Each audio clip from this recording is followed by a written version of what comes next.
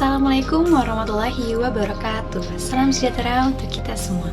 Perkenalkan, nama saya Syafatul Fida dengan NIM 2111734, Prodi Pendidikan Guru Sekolah Dasar Universitas Trilogi. Pada video kali ini, saya akan membahas materi tentang penilaian otentik guna memenuhi tugas ujian tengah semester pada mata kuliah pembelajaran terpadu dengan dosen pengampu Bu Febriani Yuli Satriani, SPD, MPD. Pertama, asesmen otentik dan tuntutan kurikulum 2013.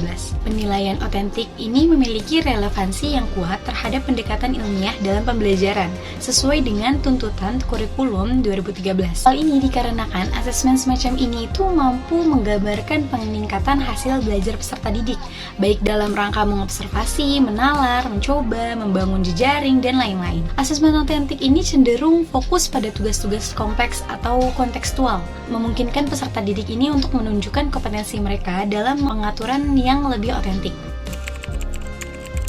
Tugas kinerja dan rubrik ini tidak seperti tes benar salah atau pilihan ganda yang mengharuskan siswa memilih salah satu jawaban yang tersedia. Suatu penilaian kinerja ini menuntut siswa untuk melakukan suatu tugas atau menghasilkan jawaban sendiri. Sebagai contoh, penilaian kinerja menulis menuntut siswa untuk benar-benar menulis sesuatu, bukan hanya sekedar menjawab pertanyaan pilihan ganda tentang tata bahasa atau tanda baca. Yang ketiga, ada jenis-jenis asesmen otentik. A. Penilaian proyek. Penilaian proyek merupakan salah satu bentuk penilaian otentik yang berupa pemberian tugas kepada siswa secara berkelompok. Yang kedua, penilaian kinerja. Asesmen otentik ini sebisa mungkin melibatkan partisipasi peserta didik, khususnya dalam proses dan aspek-aspek yang akan dinilai. C. Penilaian portofolio. Penilaian portofolio ini merupakan penilaian atas kumpulan benda-benda yang menunjukkan kemajuan dan dihargai sebagai hasil kerja dari dunia nyata. D. Jurnal. Jurnal merupakan tulisan yang dibuat siswa untuk menunjukkan segala sesuatu yang telah dipelajari atau diperoleh dalam proses pembelajaran. E. Penilaian tertulis. Tes tertulis ini berbentuk uraian atau esai menuntut peserta didik mampu mengingat atau memahami, mengorganisasikan, menerapkan, menganalisis, dan mengevaluasi atas materi yang sudah dipelajari. Penilaian secara umum, terdapat berbagai teknik penilaian yang dapat digunakan. Teknik penilaian dalam pembelajaran ini menuntut tim pengembangan buku panduan tematik Depdiknas PUN 2013 adalah sebagai berikut. Tes tertulis, lisan, dan praktik atau untuk kerja. Kedua, teknik observasi atau pengamatan yang dilakukan selama pembelajaran berlangsung atau di luar pembelajaran. Selanjutnya, teknik pemberian tugas untuk perorangan atau kelompok yang dapat berbentuk tugas rumah atau proyek. A. Penilaian data. Penilaian ini adalah skor yang diperoleh dari pengamatan yang dilakukan terhadap penampilan peserta didik dari suatu kompetensi. B. Data penilaian sikap. Data penilaian sikap ini bersumber dari catatan harian guru berdasarkan pengamatan atau observasi terhadap sikap atau perilaku peserta didik. C.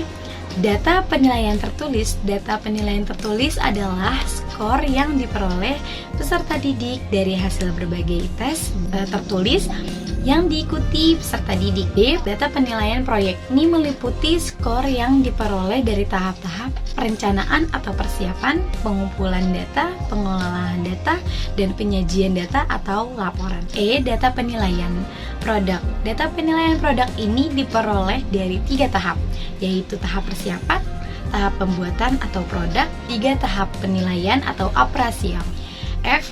Data penilaian portofolio.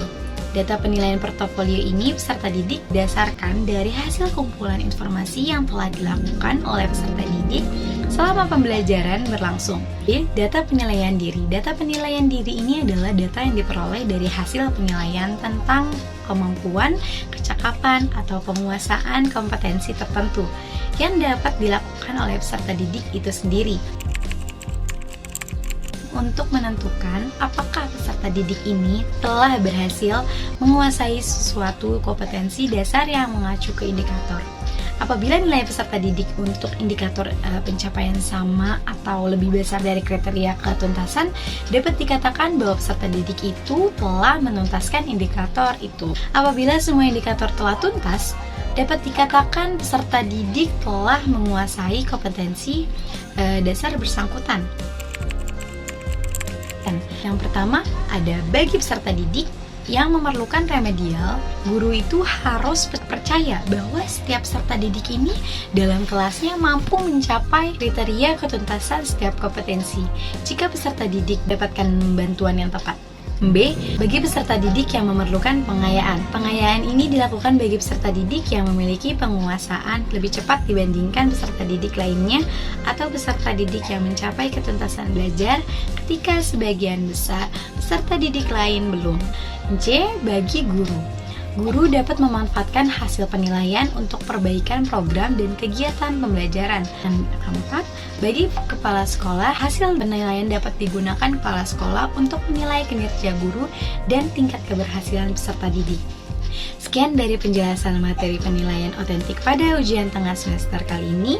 Kurang lebihnya mohon maaf.